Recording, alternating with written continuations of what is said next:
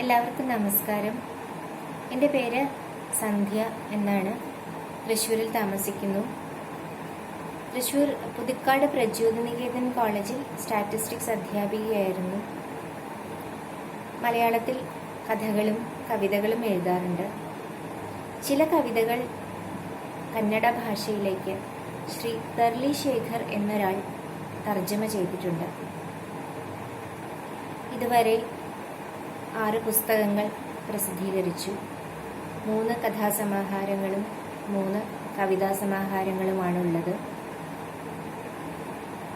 കവിതയ്ക്ക് താമരത്തോണി അവാർഡ്,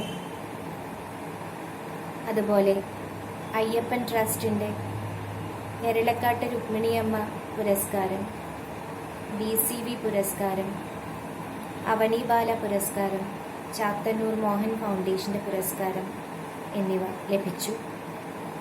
അനന്തരം ചാരുലത എന്ന കഥാസമാഹാരത്തിന് 2019 ഇടശ്ശേരി അവാർഡ് കിട്ടുകയുണ്ടായി. ഇന്നിവിടെ ചൊല്ലുന്ന കവിത അമ്മ പോയതിൽ പിന്നെ എന്ന കവിതയാണ്. ഈ കവിത ജൂൺ ലക്കം പ്രഭാതരശ്മിയിൽ പ്രസിദ്ധീകരിച്ചു വന്ന കവിതയാണ്. കവിതയിലേക്ക്. അമ്മ പോയതിൽ പിന്നെ. അമ്മ പോയതിൽ പിന്നെ ആരും വീടിനെ കാലത്തെ വിളിച്ചുണർത്തിയില്ല. ക്ലോക്കിൽ 100 തവണ നോക്കി. സമയമായെന്ന് കുലുക്കി എണീപ്പിച്ചില്ല. പൂജാമുറിയിൽ വിളക്ക് തെളിയിച്ച് കാണിച്ചില്ല. ജനലക്കണ്ണുകൾ തുറപ്പിച്ചില്ല. മേശപ്പുറത്ത് വെച്ച കട്ടൻ കാപ്പി ചൂടാറുന്നു എന്ന് ഓർമ്മിപ്പിച്ചില്ല. ആരും പല്ല് തേപ്പിച്ചില്ല. പീലക്കണ്ണുകൾ തുടച്ചു കൊടുത്തില്ല. കുളിപ്പിച്ചില്ല. മുടി ചീകിക്കൊടുത്തില്ല. വിശന്നപ്പോൾ കണ്ടെന്നോ കേട്ടെന്നോ ഭാവിച്ചില്ല. അമ്മ പോയതിൽ പിന്നെ വീട് മുഖമീർപ്പിച്ച് മുക്കിലിരുന്ന് കൈകാലിട്ടടിച്ച് കരഞ്ഞത് ആരും കേട്ടില്ല. ഒരു കുഞ്ഞു വിരൽ വായിൽ വെച്ച് ചെരിഞ്ഞുറങ്ങുമ്പോൾ കൈ നേരെ വെച്ച് പുതപ്പ് നേരെയാക്കി വെച്ചു കൊടുക്കും എന്ന് ഓർത്ത് കൂന കൂട്ടിവെച്ച പഴയ കിടക്കകൾക്ക് മേലെ ചുരുണ്ടു കിടന്നതും ആരും ഗവനിച്ചില്ല. അമ്മ പോയതിൽ പിന്നെയാണ് വീടിന് ചിരങ്ങും ചൊറിയുമായത്. ചെവി പൊട്ടി ഒലിച്ച് കണ്ണ് പഴുത്തൊലിച്ച് ഉടുപ്പല്ലായത്.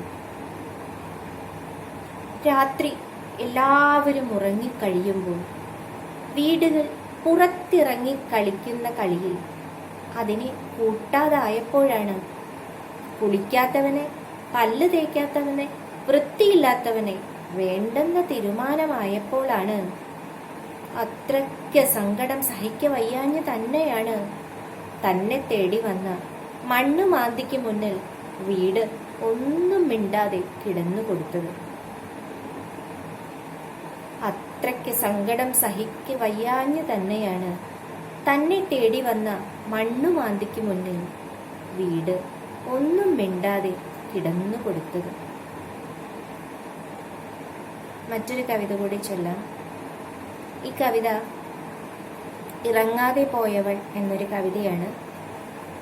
മാധ്യമം ആഴ്ചപ്പതിപ്പിൽ പ്രസിദ്ധീകരിച്ചു വന്ന കവിതയാണ്. ഇറങ്ങാതെ പോയവൾ. കനത്ത ചൂടിൽ തിരക്കിട്ട് വിയർപ്പാറ്റി അടുത്തിരുന്ന പെണ്ണ്. ചുവപ്പ് സാരിക്ക് കറുത്ത ബ്ലൗസ് ഇട്ട് നടന്നുലഞ്ഞ് തേഞ്ഞ പെണ്ണ്. ഉള്ളുടുപ്പിന്റെ മുഷിഞ്ഞ വാറ് പുറത്തു വന്നതറിയാത്ത പെണ്ണ്. അയഞ്ഞു തൂങ്ങി തുന്നൽ വിട്ട അടിപ്പാവാട ഇട്ട പെണ്ണ്. വണ്ടിയോടി തുടങ്ങിയപ്പോൾ അന്തം വിട്ടുറങ്ങിയ പെണ്ണ്. അവളുടെ ഫോണോ കരയുന്നുണ്ടേ. ചന്തമില്ലാത്ത കറുത്തൊരു കുഞ്ഞിനെ സഞ്ചിയിൽ നിന്ന് പുറത്തെടുക്കുന്നുണ്ടേ. എല്ലാത്തിനും ഉത്തരമായി എന്ന് പറയുന്നുണ്ടേ. ബസ് ഒരു കയറ്റം കയറി ഇറങ്ങുന്നുണ്ടേ. തണലില്ലാത്തിടത്ത് നിർത്തി അവളാ വെയിലിലേക്ക് ഇറങ്ങിപ്പോകുന്നുണ്ടേ. അവളുടെ ഫോൺ എന്റെ അരികിൽ അനാഥ ശിശുവെപ്പോൾ ഒതുങ്ങിക്കിടപ്പുണ്ടേ. അവൾക്കും എനിക്കുമിടയിൽ അർത്ഥവും നാനാർത്ഥവും പൊരുളും തേടുന്നുണ്ടേ. വരാനിടയുള്ള അടുത്ത വിളിയിലേക്ക് കൊരുക്കപ്പെട്ട ഇര പോലെ എന്റെ ഭാവി പിടയുന്നുണ്ടേ. ഞാൻ അവളാവുന്നുണ്ടേ. ഞാൻ അവളാവുന്നുണ്ടേ. ഇറങ്ങിപ്പോയവളല്ല, ഇറങ്ങാതെ പോയവളാണേ. മറുപടി പറയേണ്ട അനേകം സാധ്യതകൾ വലക്കണ്ണികൾ പോലെ എന്നെ ചുറ്റി വരിയുന്നുണ്ടേ. മറുപടി പറയേണ്ട അനേകം സാധ്യതകൾ വലക്കണ്ണികൾ പോലെ എന്നെ ചുറ്റി വരിയുന്നുണ്ടേ. ബസ്സിലേക്കൊരു തിരമാലയടിക്കുന്നുണ്ടേ. ബസ്സിലേക്കൊരു തിരമാലയടിക്കുന്നുണ്ടേ. നന്ദി, നമസ്കാരം.